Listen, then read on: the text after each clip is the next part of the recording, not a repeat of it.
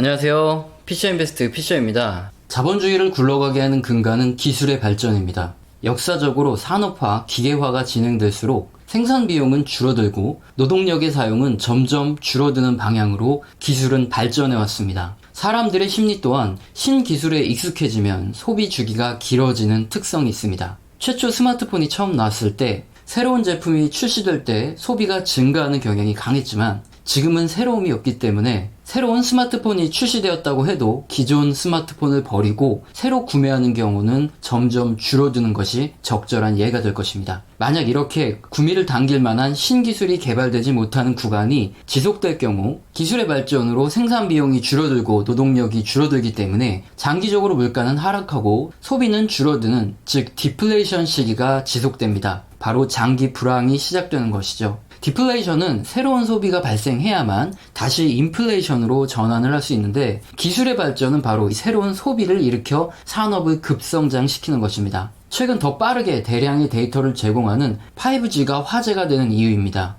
우선 5G 사용을 위한 인프라 구축이 필요하기 때문에 통신 장비가 소모됩니다. KMW, 이노와이어리스 등 최근까지 5G 관련 장비 업체들의 주가가 몇 년 새 10배까지도 급등한 것은 이러한 소비의 시작을 알리는 신호이죠. 이렇게 통신 인프라가 깔리고 나면 사용하는 인당 통신 요금이 올라갑니다. ARPU라고 부르고요. 또한 5G 전용 스마트폰의 신규 수요가 발생하고 무인 자동차, AR 등 하드웨어 및 소프트웨어가 확장되면서 새로운 소비가 창출됩니다.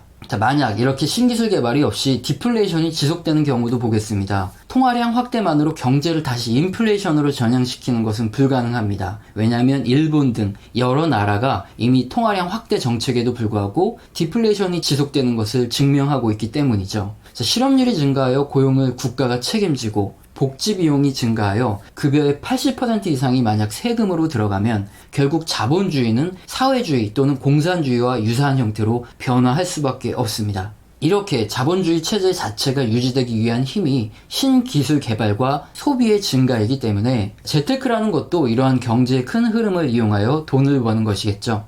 그럼 5G 산업을 다시 보겠습니다. 현재 글로벌 시장에서 최대로 5G에 투자하는 국가는 바로 중국입니다. 가장 선행이 되는 것이 5G 인프라 구축인데 중국은 5G 통신 인프라 구축에 향후 7년간 총 250조 원을 투자할 예정입니다. 5G는 높은 데이터 전송 속도를 위해 네트워크 슬라이싱과 스몰셀을 이용하는데요. 네트워크 슬라이싱은 데이터 소모가 많은 서비스에 자원을 더 많이 할당하고 적은 데이터 소모 서비스에 적게 자원을 소모시켜 효율적으로 데이터 관리를 가능하게 하는 기술이고요. 또한 스몰셀은 3.5에서 28GHz의 고주파 대역을 사용하는 5G의 특성상 대량의 데이터를 전송하기 때문에 전파의 도달 거리가 짧습니다. 이에 따라 스몰셀을 통하여 커버리지의 범위를 늘리는 것이죠. 중국에서도 투자 금액은 4G 때보다 2배 이상 늘어났고 투자 기간도 2년 정도 늘어났습니다. 결국 넓은 땅덩어리 전부를 커버할 수 없기 때문에 수요가 많은 도심 지역을 중심으로 5G 인프라가 설치되고 그 이후 순차적으로 4G를 대체할 것입니다. 약 14억 인구가 이렇게 5G 서비스를 활용하게 된다면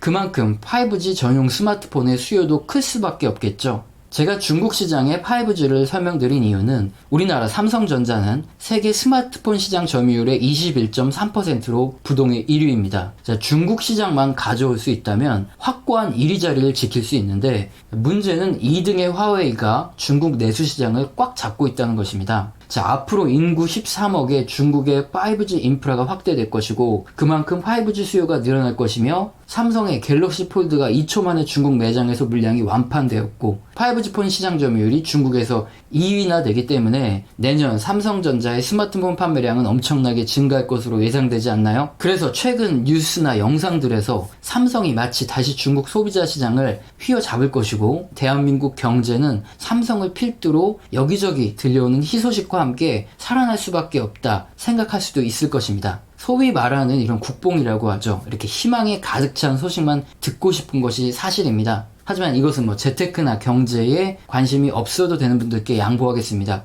우리는 이제 냉정하게 현실을 직시하겠습니다. 이렇게 삼성전자가 중국 시장만 잡으면 부동의 1위가 되는 이 중국에서 이 스마트폰 사업의 현황과 앞으로 미래를 전망해 보겠습니다. 요즘 뉴스와 시장의 기대감과 달리 삼성전자 스마트폰 사업부는 내년 2020년이죠. 스마트폰 판매량을 3억대 수준으로 예상하였습니다. 자, 올해 스마트폰 판매량이 3억대인데요. 도대체 왜 스마트폰 판매량에 대한 예상을 다른 어느 기관이나 누구보다도 더 세밀하고 자세히 알 수 있는 이런 삼성전자 스마트폰 사업부 내에서 내년 스마트폰 출하량을 올해와 거의 변화가 없는 3억대 초반으로 전망을 하는 것일까요? 잠시 후에 설명드리겠습니다. 자, 분명 뉴스들을 보면 갤럭시 폴드가 세계 시장에서 호평을 받고 있고 중국 기업이 아니면 살아남기 힘든 중국에서까지 현재 2초 만에 완판되었다는 소식이 들려오며 3분기 중국의 5G 스마트폰 시장에서 2위의 점유율을 가지고 있다고 이렇게 보도가 되는데도 말입니다. 자, 이것이 바로 단편적인 뉴스와 현실의 차이입니다. 자, 첫째로 카니발라이징이라고 합니다. 5G 스마트폰 및 폴더블 폰은 기존의 소비자층에서 사용하던 4G LTE 폰에서 갈아타는 것이기 때문에 추가적인 출하량 증가를 기대하기는 어렵습니다. 자, 두 번째로 삼성이 주요 타겟으로 하는 글로벌 시장의 스마트폰 성장률이 낮아서 출하량의 확대가 어렵다는 것입니다. 자, 글로벌 산업조사기관 카운터포인트가 발표한 2020년 스마트폰 성장률 전망치를 보면 글로벌 전체 3% 성장률을 보일 것으로 예상합니다. 자, 그리고 삼성전자의 스마트폰 주요 소비처인 북미, 유럽 등의 성장률은 5G 및 폴더블을 감안해도 1% 성장입니다. 자, 반면 글로벌 성장률을 이끄는 곳은 중국과 중동 및 아프리카 지역입니다.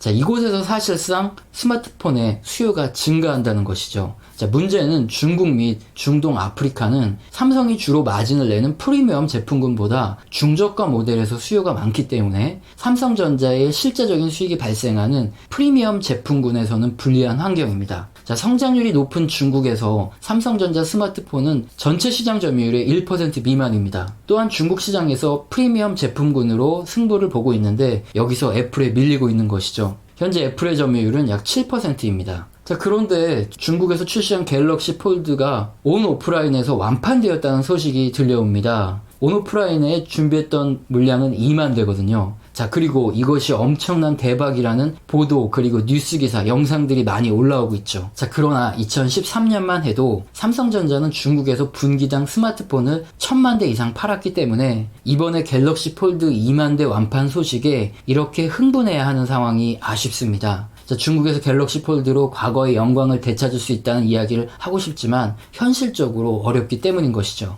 자, 삼성전자가 이렇게 중국 시장에서 밀려난 이유는 화웨이, 비보, 오포, 샤오미 등 중저가 시장에서 중국 업체의 가격 경쟁력에서 밀렸기 때문이며 역시 프리미엄 시장에서도 중국 정부와 구글의 합의가 이루어지지 않아서 중국 내 플레이스토어 및 유튜브 등 안드로이드 진영의 킬러 컨텐츠 사용이 불가능하기 때문에 화웨이 및 애플에 밀려나는 이유이죠. 자, 중국뿐만 아니라 아프리카 및 중동 지역 역시 중저가 모델이 선호되기 때문에 글로벌 업체들의 경쟁이 치열하여 출하량을 증가시키거나 마진을 늘리긴 어려운 상황입니다. 자, 이에 따라 삼성은 중국 시장 및 인도, 중동, 아프리카 등에서 가격 경쟁력을 높이기 위해서 ODM 전략을 사용하고 있습니다. 자, 물론 이에 대해서 의견이 분분합니다만 긍정적인 부분과 부정적인 부분을 동시에 알려드리겠습니다. 자, ODM이 뭔지 알아야 되겠죠. 일단 삼성전자 하면 인하우스 방식으로 직접 부품을 협력업체로부터 조달하고 최종 스마트폰 조립까지 생산을 전부 책임지는 것으로 유명합니다. 이에 따라 품질이 확실하다는 장점이 있었습니다. 삼성은 그동안 인하우스 방식과 함께 이에 충성 고객을 바탕으로 시장 점유율을 유지하는 전략을 사용해왔습니다. 자, 하지만 문제는 중국 및 글로벌 저가폰 공세로 인하여 출하량과 가격을 낮출 수밖에 없었고 스마트폰 사업의 영업이익률은 그림과 같이 2017년 이후 연속적으로 하락하게 되는 게 문제입니다. 자, 이에 따라 삼성전자는 마진이 높은 프리미엄 제품군에서는 인하우스 방식으로 직접 생산을 하고 마진이 작은 $300 이하의 중저가 모델에 대해서는 ODM 방식의 생산을 늘리기로 결정을 한 것인데요. 자, ODM 방식은 삼성에서 주문하여 위탁을 받은 업체가 부품 조달부터 최종 생산까지 모두 완료를 하고 삼성은 상표만 부착하는 방식을 말합니다. 자, 특히 가격이 중요한 중국, 인도, 중동, 아프리카 지역에서 ODM을 늘려서 삼성전자의 연간 출하량 3억대 중에서 약 1억대 이상을 ODM으로 전향할 예정이라는 소식이 들려오고 있죠. 우선 삼성전자가 ODM 방식을 택한 것의 장점이라면 삼성전자 최저가 스마트폰이 출시될 수 있기 때문에 판매량이 증가할 가능성이 높다는 점이고, 두 번째, 중저가 시장에서 인하우스 방식으로는 거의 마진을 낼 수 없었는데 일정 수준의 마진이 확보되기 때문에 하락하던 삼성전자의 영업이익률도 개선될 수 있다는 장점이 있습니다. 자, 삼성전자의 입장에서는 유리한 선택을 하는 것이죠. 자, 하지만 단점도 존재합니다. 자, 우선 ODM 방식으로 제품을 생산할 경우 중국의 샤오미와 비교를 할 수 있는데, 보이는 것과 같이 영업이익 변동률이 심하며 업계에서는 삼성전자가 ODM 방식으로 중국에서 얻게 될 영업이익률을 5% 또는 그 미만 아니면 적자까지도 추정을 하고 있습니다. 자, 또한 이 ODM을 맡기는 곳이 중국의 윙텍이라는 업체인데요. 자, 문제는 삼성전자의 ODM 방식이 대한민국 입장에서는 불리하다는 것입니다. 삼성전자는 스마트폰 부품 및 위탁에서 우리나라 코스피 및 코스닥에 상장된 수많은 협력업체를 보유하고 있습니다. 자, 그러나 3분의 1가량의 출하량의 모델의 생산 방식을 ODM으로 전환할 경우 관련된 우리나라 부품 및 위탁 업체들 상당수는 도산할 수밖에 없습니다. 현재 삼성전자의 중저가 모델에서 ODM 생산을 맡기는 업체는 중국의 윙텍이기 때문에 윙텍은 우리나라 부품 기업들과 거래를 하는 것이 아니라 중국 내에 있는 저가 부품 업체들과 거래를 하기 때문입니다. 우리나라 업체들에게 기회가 돌아오지 않는 것이죠. 자, 뿐만 아니라 삼성전자의 미래에도 위협이 될 수 있습니다. 국내 주요 협력사들이 도산하게 되면 삼성전자가 인하우스 방식으로 생산하는 프리미엄 제품군에 들어가는 부품을 중국에서 공수해야 하는 거죠. 바로 윙텍에서 부품 조달을 해야 되는 겁니다. 결국 일본의 소재 수출 규제처럼 중국과 마찰이 생겼을 때